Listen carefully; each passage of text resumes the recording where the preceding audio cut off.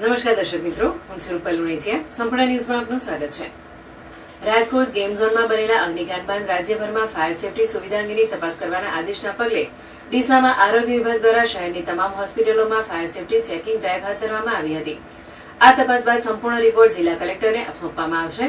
રાજકોટમાં થયેલા અગ્નિકાંડ બાદ સરકાર દ્વારા શાળાઓ, કોલેજો, હોટેલો, હોસ્પિટલ, મોલ, ફેક્ટરીઓ, સરકારી કચેરીઓ સહિત જ્યાં વધુ પ્રમાણમાં લોકો એકત્રિત થતા હોય તેવી જગ્યાઓએ ફાયર સેફટીની સુવિધા છે કે નહીં તેની તપાસના આદેશ આપેલા છે. જે અનુસંધાને બનાસકાંઠા જિલ્લા કલેક્ટરના આદેશથી જિલ્લા આરોગ્ય અધિકારીની સૂચનાથી ડીસામાં 200 જેટલી હોસ્પિટલો તપાસ કરવા આરોગ્ય વિભાગની 10 ટીમો કામે લાગી હતી.